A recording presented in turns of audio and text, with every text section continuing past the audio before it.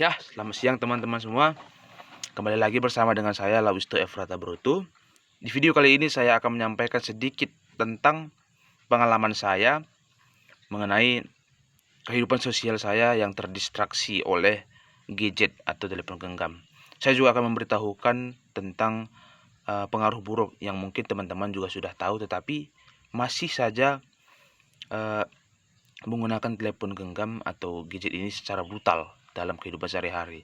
Ya, yang pertama saya akan menyampaikan tentang pengalaman saya dalam kehidupan sehari-hari saya, di mana gadget ini sangat mengganggu kehidupan sehari-hari saya yang membuat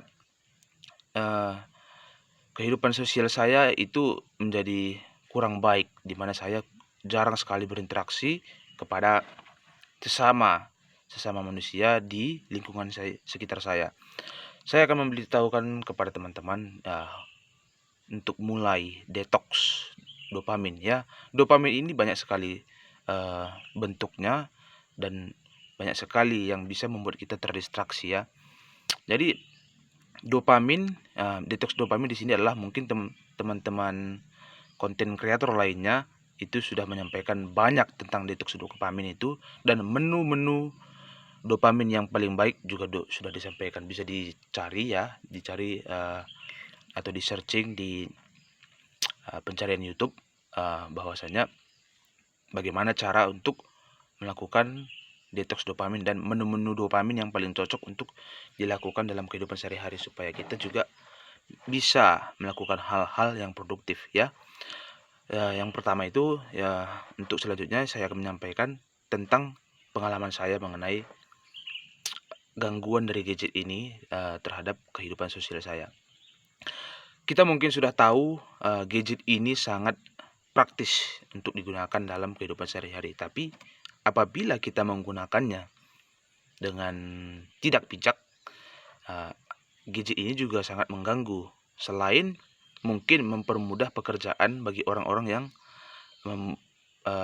menggunakan ponsel atau telepon genggam itu sebagai sarana pencarian uang, tetapi teman-teman yang masih menggunakan gadget sebagai hiburan semata, terlebih yang mungkin masih menggunakan gadget ini mohon maaf, yang masih menggunakan judi online ya, tolong dihentikan, karena selain mendistraksi kehidupan sosial kita, ini juga bisa memberikan efek dopamin yang sangat besar kepada diri kita sendiri. Dimana saya pernah membuat suatu story ya, dimana tentang buruknya judi online ini, dan itu di dalam kontak WhatsApp saya itu banyak sekali yang sudah candu dengan judi online. Dan itu pada saat saya berjumpa langsung dengan orang yang sudah candu dengan judi online ini, mereka mengatakan ini salah satu orang yang candu ya, dan itu adalah teman saya. Dan dia mengatakan bahwasanya story yang saya buat itu sudah tidak berguna karena itu sudah melekat pada diri mereka sendiri. Ya, ini konteksnya artinya adalah untuk merubahnya adalah dengan kemauan dan niat teman-teman semua. Ya, apabila tidak ada niat daripada teman-teman semua untuk merubah diri menjadi ya keluar dari kehidupan yang tidak baik itu, seperti melakukan judi online yang tidak ada untungnya, ya kita tidak akan bisa merubah teman-teman eksternal dari diri teman-teman semua ya. Maka yang paling bisa untuk ikut andil dalam perubahan itu adalah teman-teman sendiri ya. Yang perlu mengendalikan, yang paling bisa mengendalikan pikiran itu adalah teman-teman sendiri ya. Maka mulailah untuk merubah mindset, di mana mindset ini adalah tanggung jawab teman-teman semua ya. Maka dari itu, cara untuk menghilangkannya yang pertama ya, kita harus menghapus atau menghilangkan jejak pemicunya. Yang pertama itu ya, contohnya teman-teman yang mungkin masih memiliki aplikasi tersebut ya segera dihapus. Yang pertama itu. Dan untuk selanjutnya yang mungkin media-media lain yang mungkin masih mendistraksi atau mengganggu teman-teman dalam kehidupan sosial, yang perlu dilakukan yang pertama adalah menghapus pemicunya. Ya, sosial media dari beberapa teman-teman yang mungkin banyak juga menggunakannya atau menggunakan sosial media ini sebagai ladang pencarian uang, ya. Tapi teman-teman yang masih menggunakannya sebagai tempat hiburan semata, ya tolong dilepaskan atau segera dihapus karena itu tidak berguna. Dan kita yang belum kreatif dalam membuat segala sesuatu atau membuat video yang mungkin masih video yang kita upload begitu-begitu aja dan kita mengeluh bagaimana kenapa sih video yang saya buat atau yang saya upload itu tidak pernah ramai atau tidak pernah banyak yang menonton. Ya, kita harus kreatif yang pertama. Yang mungkin dalam video saya ini ya belum mencerminkan suatu kreatif, tetapi di sini saya hanya mengajak teman-teman supaya keluar dari zona distraksi gadget ini, ya, supaya kita juga tidak terganggu dalam kehidupan sosial kita. Karena bisa kita lihat semakin lama semakin buruk baik kehidupan sosial di dalam lingkungan kita, tetapi begitu juga dengan kehidupan politik, ya. Teman-teman yang mungkin masih merasa waktu kita masih banyak, waktu umur saya masih segini, umur saya masih muda, masa saya harus untuk menggunakan gadget saya masih harus diatur-atur sama orang lain. Ya, teman-teman mungkin sudah tahu kalau kita sudah berada di rumah pada saat pulang kampung, yang mungkin teman-teman yang kuliah itu tidak ada larangan menggunakan gadget dari orang tua, dan kita merasa ya biasa-biasa saja, tidak ada larangan dari orang tua tersebut, orang tua kita yang pada saat kita hanya berleha-leha atau menjadi orang yang nolep di rumah, tidak ada larangan. Maka teman-teman harus sadar di sini, karena ini adalah tugas kita pribadi, di mana kita harus bisa merubah diri kita yang dulunya, yang awalnya nolep. Ya, mungkin kita sudah lama nih nolepnya, yang pada saat kita sekarang sudah kuliah, kita nolepnya dimulai dari sekolah menengah atas atau sekolah menengah kejuruannya.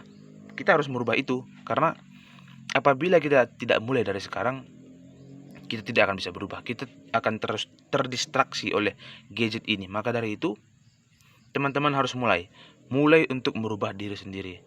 Ya, saya di sini ya mungkin harapannya banyak yang dapat menonton, karena saya adalah salah satu contoh yang sudah terganggu oleh gadget ini.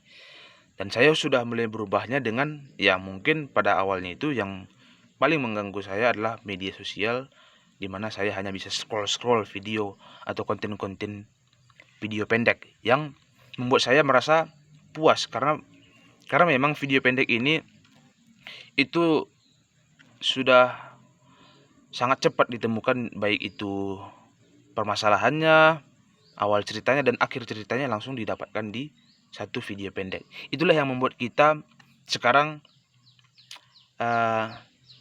literasi kita menurun, minat atau daya minat baca kita itu semakin lama semakin menurun, karena kita sudah terbiasa dengan cerita yang pendek, di mana sudah terangkum dengan baik itu awal cerita, permasalahan, dan juga akhirnya. Maka dari itu, itulah yang membuat kita menjadi tidak menghargai proses, dan juga membuat kita ya merasa bosan terhadap proses itu sendiri, karena kita sudah terbiasa dengan video-video pendek ini, dan yang membuat permasalahan terlihat sangat cepat terproses dan sangat cepat selesainya. Maka dari itu, teman-teman, mulailah untuk melakukan detox dopamin dengan melakukan menu-menu dopamin yang baik. Yang pertama adalah, ya mungkin ini sangat sulit awalnya dilakukan, dan ini sudah saya beberapa kali tonton juga, memang sangat sulit awal-awal itu dilakukan. Saya ini adalah yang ungkapan yang saya curahkan atau yang saya sampaikan dari insight yang saya dapatkan pada saat saya mulai menonton YouTube yang memberikan edukasi dan juga cara-cara untuk merubah hidup di kehidupan nyata dalam kehidupan sosial. Maka dari itu yang pertama adalah menu dopamin yang paling baik. Bangun pagi, di pagi hari ya pukul 5.30 pagi, dan itu lakukanlah setiap pagi secara konsisten, maka hidup kita pasti akan berubah. Bangun pagi, setelah bangun pagi, jangan lupa teman-teman berdoa mengucapkan terima kasih kepada Tuhan Yang Maha Esa karena masih diberikan kesehatan, masih diberikan kesempatan untuk bangun pada pagi hari itu. Dan yang kedua, langsung lakukan stretching lalu olahraga. Ya, olahraga ya minimal 10 menit atau 5 menit. Ya untuk awal-awal bolehlah kita masih menggunakan waktu yang cukup singkat supaya tubuh kita juga tidak terkejut dengan kebiasaan baru yang membangun diri, tapi langsung cukup ekstrim. Contohnya teman-teman ingin langsung olahraga 30 menit, yaitu tentu saja membuat tubuh kita akan merasa terbebani untuk keesokan harinya untuk melakukannya kembali ya. Jadi boleh lakukan olahraga ringan dulu ya minimal 5 menit atau 5 menit. Boleh sebenarnya 3 menit. Yang penting teman-teman melakukan pergerakan atau kebiasaan baru yang baik.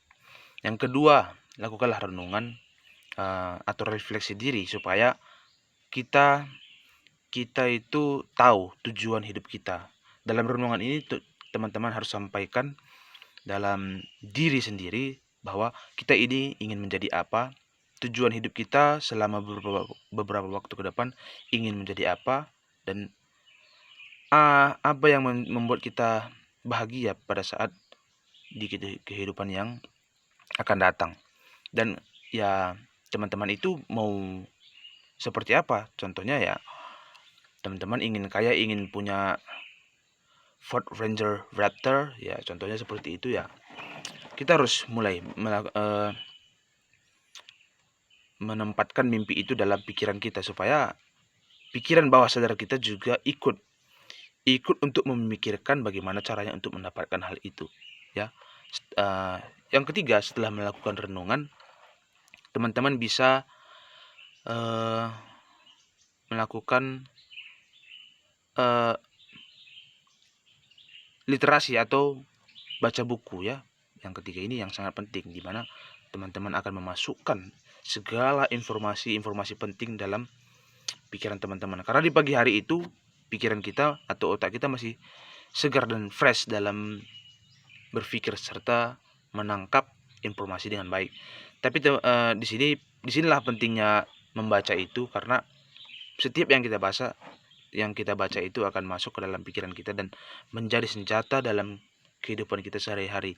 Dimana bedanya apabila kita menonton video-video singkat di media sosial, itu akan membuat kita merasa ya walaupun informasi banyak masuk ke dalam pikiran kita, tetapi itu semua belum lengkap. Beda dengan kita meningkatkan literasi kita ya.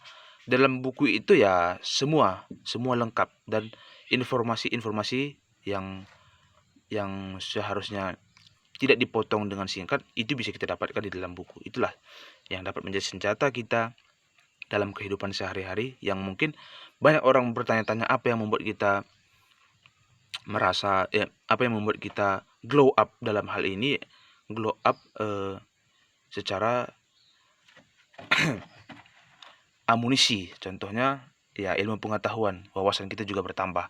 Itulah yang membuat kita ya menjadi berguna di kehidupan sehari-hari. Maka dari itu teman-teman mulailah untuk melakukan atau melepas semua distraksi media sosial, dan juga melakukan detox dopamin dengan dopamin menu yang membangun diri dan ya tidak mengganggu kehidupan sosial kita. Maka dari itu